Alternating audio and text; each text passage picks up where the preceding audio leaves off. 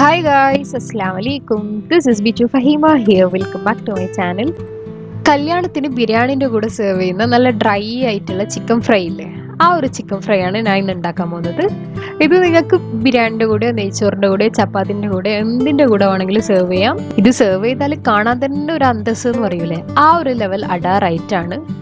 ഈ ഒരു സിറ്റുവേഷനിൽ കല്യാണങ്ങളിൽ മിസ് ചെയ്യുന്നുണ്ടെങ്കിലും ചിക്കൻ ഫ്രൈ മിസ് ചെയ്യാൻ പറ്റൂലല്ലോ. അപ്പോൾ എല്ലാവരും ഈ ഒരു റെസിപ്പി ട്രൈ ചെയ്ത് ഫീഡ്ബാക്ക് അറിയിക്കണം. അപ്പോൾ ഈ ഒരു ചിക്കൻ ഫ്രൈ എങ്ങനെ ഉണ്ടാക്കുന്നതെന്ന് നോക്കാം. ഞാനിവിടെ 600 ഗ്രാം ചിക്കൻ എടുത്തിട്ടുണ്ട്. ഇത് നിങ്ങൾക്ക് കാണുമ്പോൾ തന്നെ ഒരു കളർ ചേഞ്ച് തോന്നുന്നുണ്ടാവും അല്ലേ. ഇത് സാധാരണ ബ്രോയിലർ കോഴിയല്ല, ഇതിപ്പോൾ വീട്ടിൽ നിന്ന് അറുത്തെടുത്ത നാടൻ കോഴിയാണ്. നാടൻ കോഴി ആയതുകൊണ്ട് തന്നെ കുറച്ചധികം വേവുള്ളതുകൊണ്ട് ഞാൻ ഇതൊരു പ്രഷർ കുക്കറിൽ ഇട്ടിട്ടാണ് വേവിച്ചെടുക്കുന്നത്. നമ്മൾ ഈ ഒരു ചിക്കൻ ഫ്രൈ വേവിച്ചെടുത്തതിന് ശേഷമാണ് പൊരിച്ചെടുക്കുന്നത്. അപ്പോൾ ഇനി പ്രഷർ കുക്കറിലേക്ക് ഈ ഒരു ചിക്കൻ ഇട്ടിട്ട് ഇതിലേക്ക് 1/2 ടീസ്പൂൺ മഞ്ഞൾപ്പൊടിയും 1 ടീസ്പൂണ് നല്ല മുളക് പൊടിയും 1 ടീസ്പൂണ് കാശ്മീരി മുളക് പൊടി ആഡ് ചെയ്ത് കൊടുക്കാം. കാശ്മീരി മുളക് ഇട്ടാലാണ് നല്ലൊരു കളർ ഉണ്ടാകുന്നത് ചിക്കൻ ഫ്രൈക്ക്. നമ്മളല്ലാണ്ട് ഇതിൽ വേറൊരു കളറും ഒന്നും യൂസ് ചെയ്യുന്നില്ല. ഇനി ഇതിലേക്കൊരു 1/4 ടീസ്പൂണ് മല്ലിപ്പൊടിയും ആവശ്യത്തിന് ഉപ്പ് ഇട്ട് ഇതുപോലെ കുഴച്ചൊരു അരമണിക്കൂർ വെക്കാം. എന്നിട്ട് ഇതിലേക്ക് ഒരു 1/2 കപ്പ് വെള്ളം ഒഴിച്ചിട്ട് ഒന്ന് കുക്ക് ചെയ്തെടുക്കാം. ഞാനിത് നേരത്തെ പറഞ്ഞ പോലെ നാടൻ കോഴി ആയതുകൊണ്ടാണ് ഇങ്ങനെ പ്രഷർ കുക്കറിൽ കുക്ക് ചെയ്തെടുക്കുന്നത്.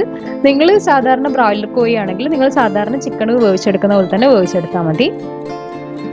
ഈ ചിക്കൻ കുക്കായാൽ ഒരു മാരിനേഷനിൽ ഡിപ്പ് ചെയ്തിട്ടാണ് ഫ്രൈ ചെയ്തെടുക്കുന്നത്. അപ്പോൾ ആ ഒരു മാരിനേഷൻ ഉണ്ടാക്കിയെടുക്കാം. അതിനുവേണ്ടി ഒരു ബൗളിലേക്ക് 1.25 ടേബിൾ സ്പൂൺ കോൺഫ്ലവർ ഇട്ടിട്ടുണ്ട്. ഇനി ഇതിലേക്ക് 1.25 ടേബിൾ സ്പൂൺ മൈദയും 1 ടേബിൾ സ്പൂൺ അരിപ്പൊടിയും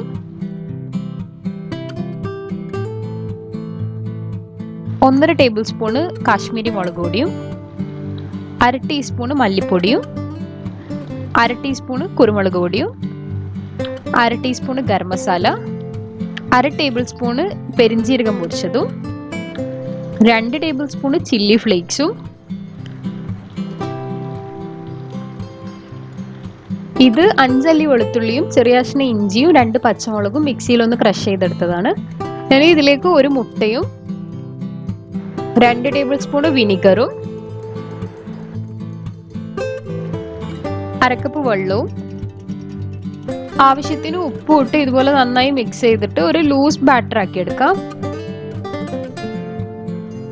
ഈ ഒരു കൺസിസ്റ്റൻസിയിലാണ് മാരിനേഷൻ വേണ്ടത്. അപ്പോഴത്തേക്ക് നമ്മൾ ചിക്കൻ ഇവിടെ കുക്ക് ആയിട്ടുണ്ട്. കുക്ക് ചെയ്ത ചിക്കൻ ഈ ഒരു ഡിപ്പിലിട്ടിട്ട് കോട്ട് ചെയ്തെടുക്കാം.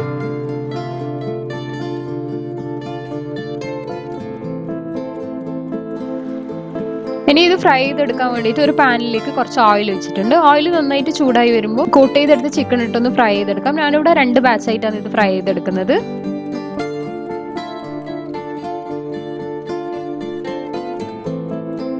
നമ്മളിത് വേവിച്ചിട്ട് പൊരിച്ചെടുക്കുന്നതുകൊണ്ട് തന്നെ അധിക സമയമൊന്നും ഫ്രൈ ചെയ്യേണ്ട ആവശ്യമൊന്നുമില്ല. എല്ലാ ഭാഗവും ഒന്ന് കളർ ചേഞ്ച് ആയിട്ട് ആ ഒരു റെഡ് കളർ വന്നാൽ ഓയിലിൽ നിന്ന് കോരി മാറ്റാം. അപ്പോൾ ഫസ്റ്റ് ബാച്ച് ഇവിടെ പൊരിച്ച് റെഡി ആയിട്ടുണ്ട്. ഇനി ഇതേപോലെ തന്നെ സെക്കൻഡ് ബാച്ചും ഒന്ന് പൊരിച്ചെടുക്കാം.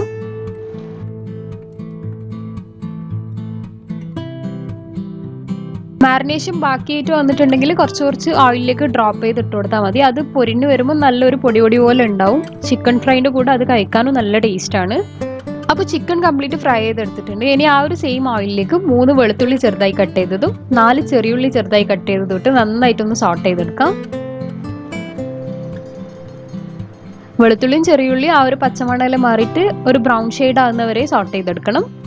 എന്നിട്ട് ഇതിലേക്ക് 3 പച്ചമുളക് നീളത്തിൽ സ്ലിറ്റ് ചെയ്തതും കുറച്ച് കറിവേപ്പില ഇട്ടൊന്ന് പൊരിച്ചെടുക്കാം. ഇനി ഇതെല്ലാം പൊരിച്ചെടുത്ത് ചിക്കൻ്റെ മേലെ ഇട്ടൊന്ന് ഗാർണിഷ് ചെയ്തെടുക്കാം. അപ്പോൾ കാണുമ്പോൾ തന്നെ തിന്നാൻ തോന്നുന്ന നല്ല ടേസ്റ്റി ആയിട്ടുള്ള ചിക്കൻ ഫ്രൈ ഇവിടെ റെഡി ആയിട്ടുണ്ട്. ഈ ഒരു റെസിപ്പി എല്ലാവരും ട്രൈ ചെയ്ത് നോക്കണം. ട്രൈ ചെയ്ത് ഫീഡ്ബാക്ക് താഴെ കമൻറ്റ് ബോക്സിലോ അല്ലെങ്കിൽ എൻ്റെ ഇൻസ്റ്റാഗ്രാം ID ഡിസ്ക്രിപ്ഷൻ ബോക്സിൽ കൊടുക്കുന്നുണ്ട്, അതിലോ മെസ്സേജ് ചെയ്യണം. ഈ ഒരു ചാനൽ ആദ്യമായിട്ട് കാണുന്നതാണെങ്കിൽ എപ്പോഴും പറയുന്ന പോലെ സബ്സ്ക്രൈബ് ചെയ്ത് സപ്പോർട്ട് ചെയ്യണം. എൻ്റെ റെസിപ്പീസ് എല്ലാം ഇഷ്ടമാണെന്നുണ്ടെങ്കിൽ നിങ്ങളുടെ ഫ്രണ്ട്സിനും ഫാമിലിക്കും ഷെയർ ചെയ്യണം. ഇൻഷാ അല്ലാഹ് അടുത്ത വീഡിയോ ആയിട്ട് വരുന്നത് വരെ കീപ്പ് വാച്ചിങ്. Thank you.